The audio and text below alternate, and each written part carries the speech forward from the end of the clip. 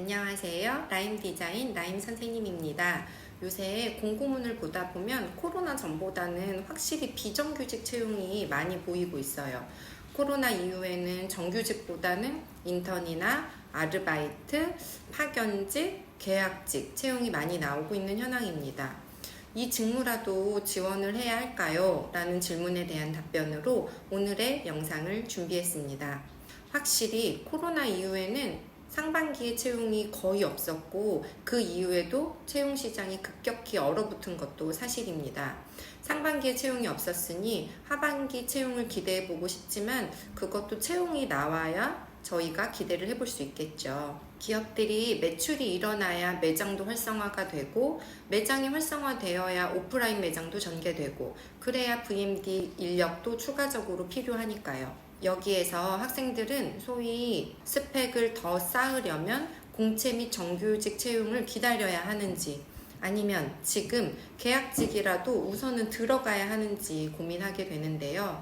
결론부터 말씀드리자면 저는 당연히 현재 비정규직 채용이라도 들어가서 경험을 쌓으라고 권해드리고 싶습니다. 이유는 두 가지. 첫 번째는 취업이라는 것은 시간이 지나면 공백기가 생기게 되고 나이도 한 살 더 먹게 된다는 것입니다. 두 번째 이유는 현재 시장은 업무 연관도, 실무와의 경험도를 가장 중요하게 평가하기 때문입니다. 그럼 무조건 해야 하는 게 맞겠네요. 그렇다면 정규적이지 않은 채용에 대해서 한번 알아볼까요? 첫 번째는 계약직 채용입니다. 우선 계약직은 일정한 근로기간, 근로시간, 그리고 그 근로시간에 대한 임금을 미리 정해놓고 그 기간 동안 일을 하게 됩니다. 6개월 계약직, 1년 계약직, 2년 계약직 이런 식으로요.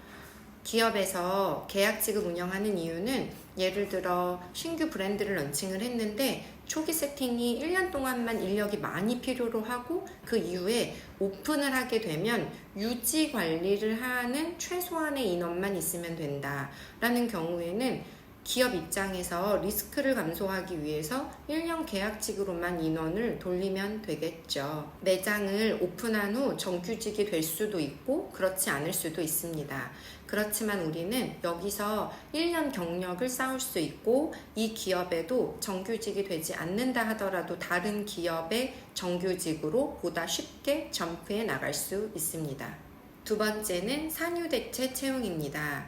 산후대체 계약직은 출산 휴가를 간 직원을 대체해서 그 기간 동안 일을 대신해주는 형태입니다. VMD는 업무 특성상 여초 현상이 보이고 있고 이에 따라 산휴대체는 많이 발생하고 있습니다. 통상적으로 산휴나 육아휴직 같은 경우는 휴가를 내는 당사자의 기준이 다르기 때문에 그 기업이나 케이스에 따라 다르기는 하지만 보통 6개월에서 1년 정도로 많이 뽑고 있습니다. 세 번째는 파견직 채용입니다.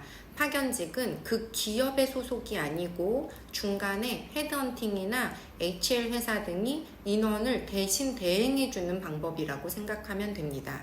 예를 들어서 여러분이 사람인이나 잡코리아에서 채용을 보았을 때 기업 VMD 채용은 맞는데 생소한 회사의 이름이 보이는 경우, 예를 들면 기업의 이름 옆에 혹은 가로치고 어떤 HR, 땡땡 커뮤니케이션즈 이런 채용이 같이 기업 이름과 함께 올라오는 경우가 있는데요. 이런 경우는 대부분 파견직 채용이라고 생각하시면 되겠습니다. 쉽게 말해서 외주 채용이라고 생각하시면 될 것 같습니다. 앞에서 말한 것처럼 VMD 직무 또는 기업이라면 계약직, 파견직, 아르바이트, 인턴, 산휴대체 저는 무조건 추천합니다.